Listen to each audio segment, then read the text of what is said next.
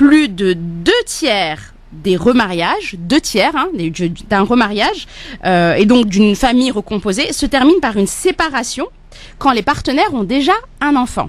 Ça veut dire quoi? Ça veut dire que moi je suis divorcée et je veux me remarier. Si j'ai des enfants, j'ai 2 fois plus de chances de divorce sur 3 que ce mariage échoue que si je n'avais pas d'enfant. C'est énorme, bah dis donc, c'est grave. C'est beaucoup, hein, c'est énorme, effectivement. Ça veut dire qu'il vaut mieux pas se remarier, en fait, en gros. Alors, c'est pas ce qu'on est en train de dire. Ah bah oui, mais bon, ou alors il faut vraiment mettre waouh, il y a plein de... Alors, je vais expliquer parce sur le terrain familial, il y a énormément d'enjeux, il se joue énormément de choses inconscientes dont on n'a pas forcément donc conscience, qu'on va essayer de décrypter aujourd'hui. Alors, les causes, d'abord, c'est les conflits entre les beaux-parents et les beaux-enfants.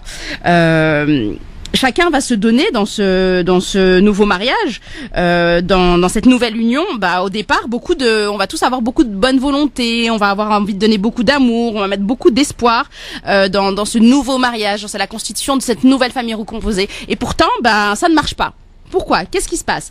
Alors d'abord parce que il y a énormément d'erreurs qui vont venir empêcher les différents protagonistes, les différents membres de cette future famille recomposée, ça va les empêcher d'avoir une vision qui est réaliste de ce qui les attend. C'est important, avant de s'engager dans ce nouvel modèle familial qu'est la famille recomposée, c'est important de savoir ce qui nous attend concrètement, réellement. On a souvent une vision au départ idéalisée, tout va bien se passer, ça va être tout beau, tout rose. C'est très rarement le cas. Alors, une des premières erreurs, et qui est très importante, à mon sens, c'est l'idée que avec l'amour, qu'avec la puissance de l'amour, qu'avec la bonne volonté, on va réussir à surmonter tous les obstacles. Non, c'est faux. On peut aimer follement notre futur mari, on peut aimer follement notre future épouse. C'est pas pour autant qu'on va aimer ses enfants. Et non, je peux aimer un homme et pourtant ne pas être prédisposé à aimer ses enfants. Tu es d'accord, Medjed, ou non? Ah, mais tout à fait. Puis je connais aussi malheureusement beaucoup de couples comme ça qui se sont mariés et avec les enfants, c'est pas, voilà. On reste par exemple l'enfant du père reste accolé à son père parce qu'il sent que ça en fait il a plus sa place, voilà. Exactement. On va essayer de décrypter ce qui se joue, expliquer ce qui se passe dans ces cas de figure et surtout donner énormément de conseils. L'intérêt, moi aujourd'hui, j'aimerais ne pas faire trop de théorie et plus être dans le conseil. Je pense que nos auditeurs, parce que c'est un sujet tabou, parce que c'est quelque chose dont on ne parle pas suffisamment dans notre communauté, je pense que là ils ont surtout besoin de conseils concrets.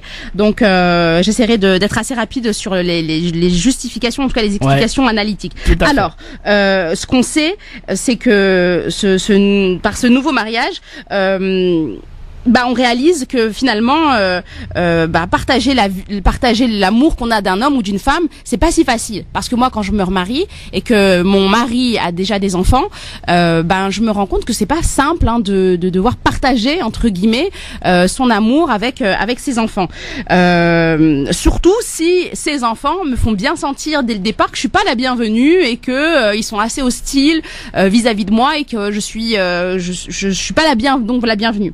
Et puis c'est pas facile non plus d'aimer un enfant qui est issu d'une autre union, parce que cet enfant, d'une façon très explicite, clairement, il vient prouver par sa seule existence, par sa seule présence, que mon futur mari ou que mon mari, il a aimé une autre femme avant moi, et que de cet amour qu'il a pu avoir avec une autre femme est né un autre enfant. Donc, par juste la présence de cet enfant, il y aura toujours dans notre vie ce fantôme qui plane au-dessus de nous, de l'ex.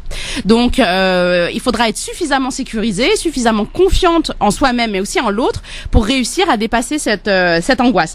Alors, donc, ce qui est clair déjà, et puis on va essayer d'avancer. Ce qui est clair déjà, c'est qu'avec même toutes les meilleures intentions du monde, avec la meilleure volonté du monde, même avec la plus grande des croyances et des piétés et de la patience, c'est difficile de gérer ce genre de situation. Très souvent, moi j'entends dans mes consultations souvent des patientes qui, sous le poids de la culpabilité, me disent oui mais c'est haram, normalement il faut être gentil, il faut aimer l'enfant de mon mari, et puis lui je comprends pas pourquoi il est dur avec mes enfants ou il est indifférent envers mes enfants. Pourtant la religion nous dit que oui, la religion nous dit une chose, ça c'est pas moi qui dirais le contraire, mais notre réalité psychique en dit une autre. Donc l'intérêt aujourd'hui, c'est aussi de vous déculpabiliser par rapport au fait que vous n'arrivez pas non plus, on peut pas vous forcer à aimer l'enfant de l'autre. Mais il y a une attitude à avoir et il y a des choses qu'on peut mettre en place pour dépasser ce mésamour qu'on peut avoir pour l'enfant de l'autre.